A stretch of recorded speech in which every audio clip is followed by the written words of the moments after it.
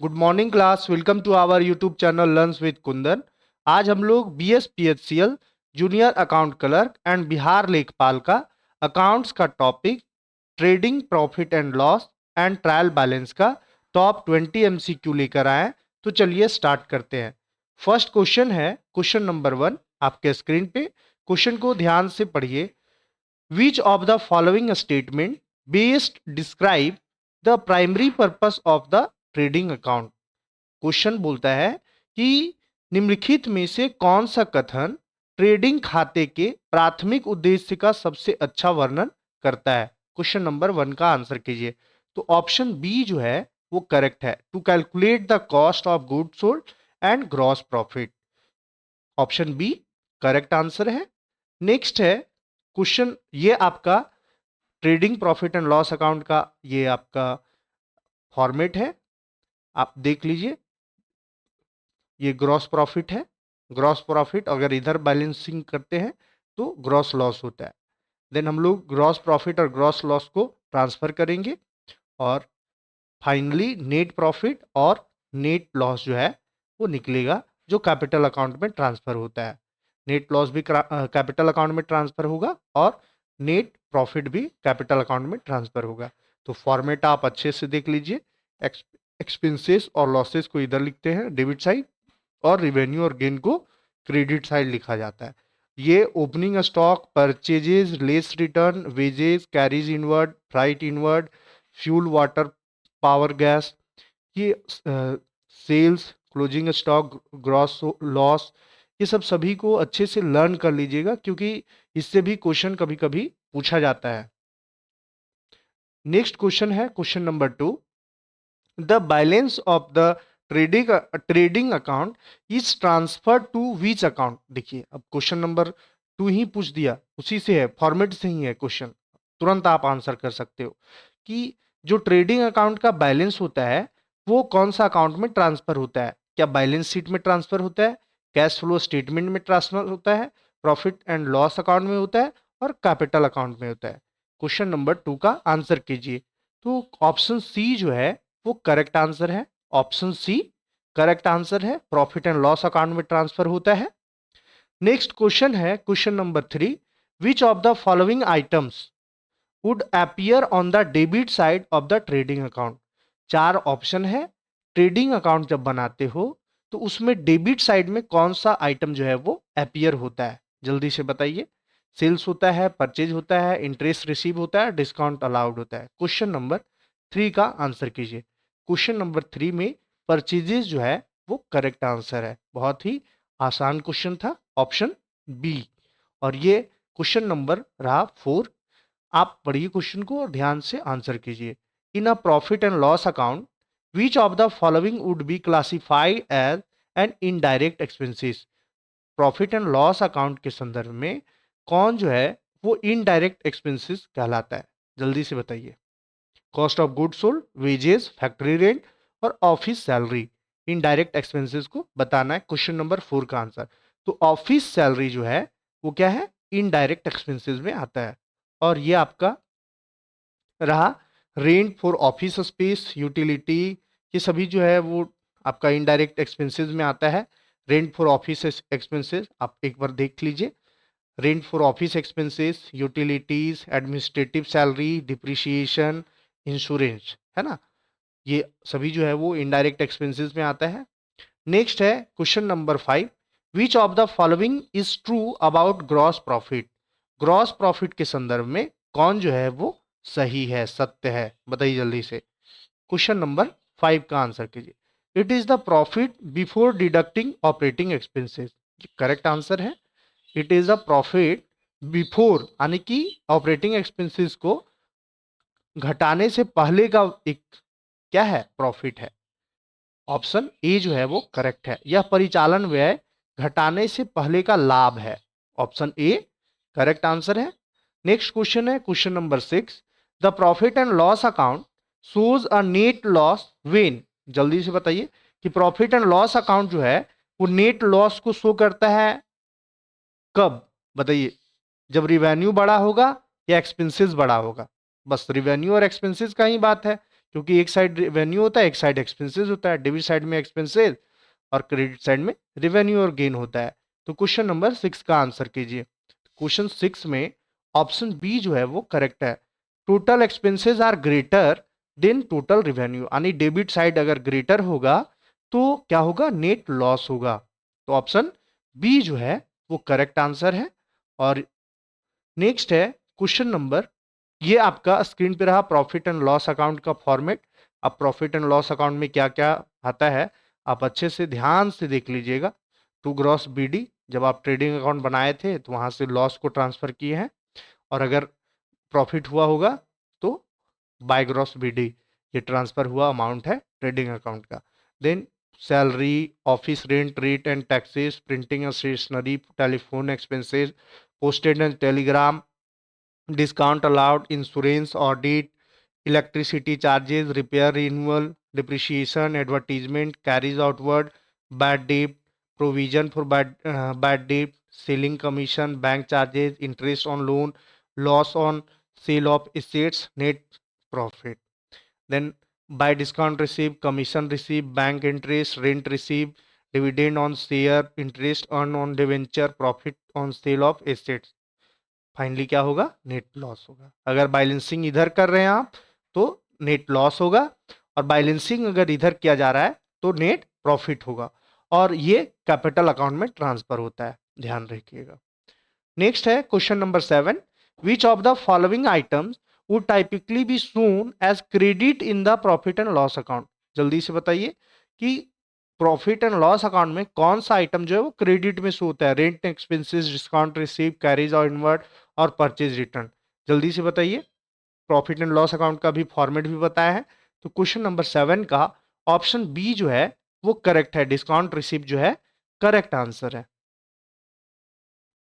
Next है question number 8, depreciation is accounted for in the profit and loss account as indirect expenses, direct expenses, reduction from sales और capital expenditure. चार option given है। जल्दी से बताइए कि depreciation लाभ हानि खाते का किस प्रकार लगाया जाता है, डायरेक्ट में, इनडायरेक्ट में, रिडक्शन फ्रॉम सेल्स में, कैपिटल एक्सपेंडिचर में। क्वेश्चन नंबर 8, तो आपको पता है इनडायरेक्ट में लगाया जाता है। इनडायरेक्ट एक्सपेंसेस अप्रत्यक्ष व्यय है, अप्रत्यक्ष व्यय। नेक्स्ट है question number 9, in a trading account the cost of goods sold is calculated by.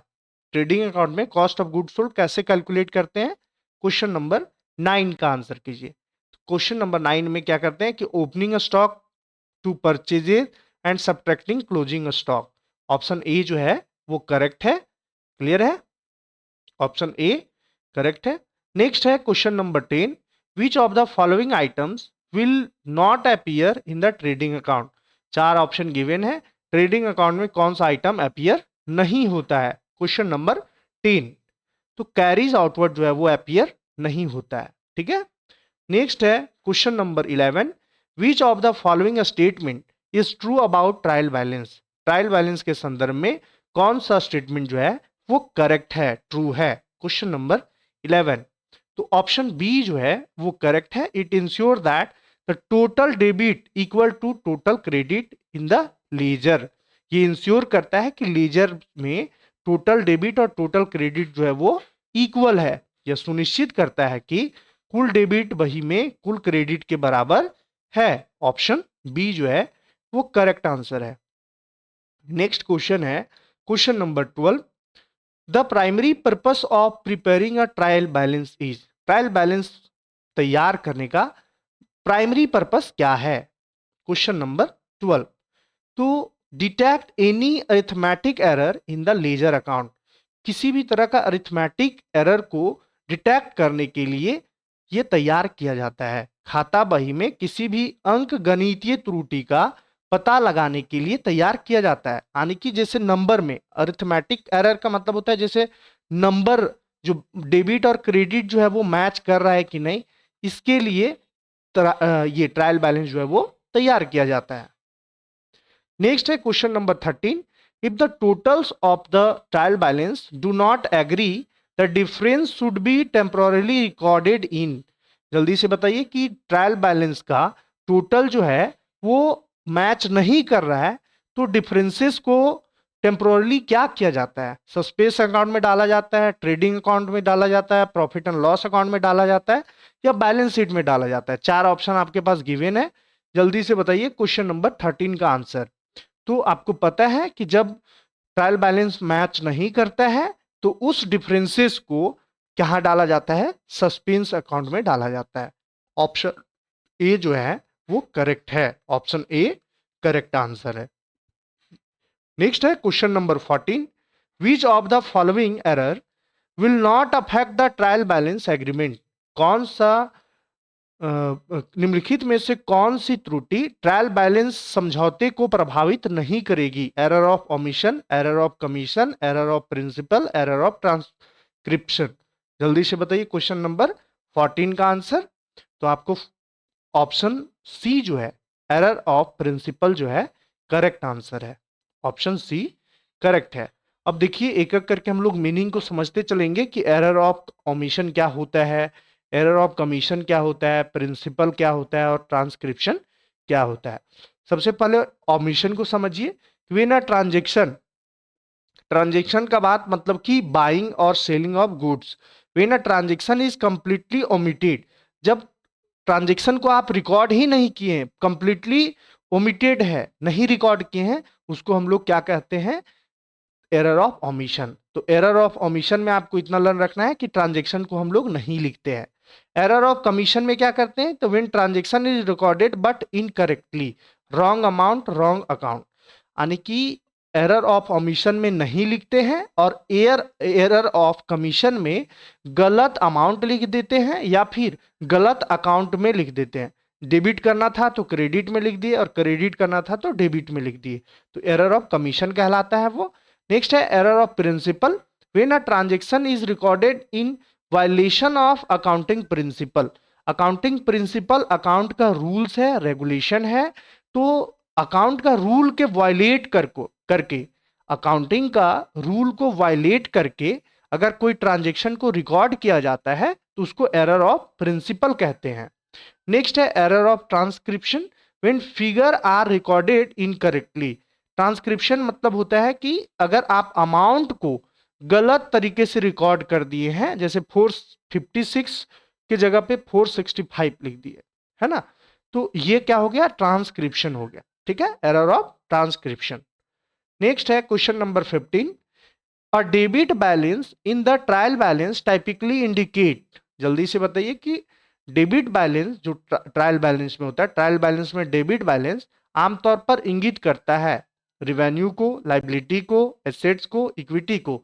Debit में और क्रेडिट में ट्रायल बैलेंस का बताए थे, आप ध्यान से सुने होंगे तो जरूर आंसर कीजिएगा क्वेश्चन नंबर 15 का। तो ऑप्शन सी जो है वो करेक्ट है, ऑप्शन सी करेक्ट है। एंड एसेट्स क्या होता है? एसेट्स होता है। Question number 16, which item is not included in the trial balance? Trial balance में कौन सा आइटम इंक्लूड नहीं होता है? क्वेश्चन नंबर 16 का आंसर कीजिए। तो नेट प्रॉफिट जो है वो ट्रायल बैलेंस में इंक्लूड नहीं होता है। Net profit profit and loss में निकालते हैं हम लोग। नेक्स्ट है विच of the following is true if the trial balance is balanced? अगर ट्रायल बैलेंस बैलेंस हो गया है, मतलब डेबिट और क्रेडिट इक्वल हो चुका है, संतुलित हो चुका है, तो उसके संदर्भ में कौन सा स्टेटमेंट जो है वो ट्रू है? क्वेश्चन नंबर 17 का आंसर कीजिए। तो the accounting equation is balance, option B जो है वो करेक्ट है, the accounting equation is balance. Next है in a trial balance which of the following account typically show a credit balance? जल्दी से बताइए क्वेश्चन नंबर 18 का आंसर। ट्रायल बैलेंस में निम्नलिखित में से कौन सा खाता आमतौर पर क्रेडिट बैलेंस दिखाता है? क्वेश्चन नंबर 18 का आंसर कीजिए। तो ऑप्शन बी जो है वो करेक्ट है, बैंक ओवरड्राफ्ट जो है वो करेक्ट आंसर है। नेक्स्ट है question number 19, what would be the effect on trial balance if a payment of 500 to a creditor is wrongly debited to the creditor's account? Question number 19 का answer कीजिए कि यदि किसी लेनदार को 500 का भुगतान गलती से लेनदार के खाते में डेबिट कर दिया जाए तो ट्रायल बैलेंस पर क्या प्रभाव पड़ेगा? क्वेश्चन नंबर 19 का आंसर कीजिए। तो the total debit, option A जो है वो करेक्ट है। Total debits will exceed to the total credit by 1000। 500 अगर क्रेडिटर में रॉन्गली डेबिट कर दिया गया है तो डेबिट जो है वो कितना से एक्सीड करेगा, 1000 से करेगा टोटल क्रेडिट से। नेक्स्ट है क्वेश्चन नंबर 20 और आज का सेशन का लास्ट क्वेश्चन है। तो क्वेश्चन को ध्यान से पढ़िए और करेक्ट ऑप्शन को चूज कीजिए। Which of the following is prepared after the trial balance? Trial balance के बाद क्या प्रिपेयर किया जाता है? Journal, ledger, balance sheet, cash flow statement. Question number 20 का आंसर कीजिए। तो बैलेंस शीट जो है वो करेक्ट आंसर है। बैलेंस शीट करेक्ट आंसर है। और जनरल लेजर तो आप आसानी से काट सकते हो कि सबसे पहला प्रोसेस है जनरल, देन हम लोग लेजर प्रिपेयर करते हैं। कैश फ्लो स्टेटमेंट में थोड़ा सा कंफ्यूजन आपको हो सकता है, लेकिन इसका करेक्ट आंसर जो है वो क्या है? बैलेंस शीट है। ऑप्शन सी जो है वो करेक्ट आंसर है। ये आपका आज का लास्ट क्वेश्चन था। अगर वीडियो आपको अच्छा लगा हो तो चैनल को सब्सक्राइब कर दीजिएगा और वीडियो को लाइक कर दीजिएगा, वीडियो शेयर कर दीजिएगा, जिससे नीडी पर्सन को भी हेल्प मिल सके। और हम लोग बिहार लेखपाल का एग्जाम से पहले सभी यूनिट का, कॉमर्स का पूरा सिलेबस को हम लोग टच करेंगे। बैक टू बैक जो है आपको वीडियो प्रोवाइड कर दिया जाएगा। आप ध्यान से अपना तैयारी को और भी मजबूत कीजिए और इस बार बिहार में आप अपना जॉब को सुनिश्चित कर लीजिए। धन्यवाद।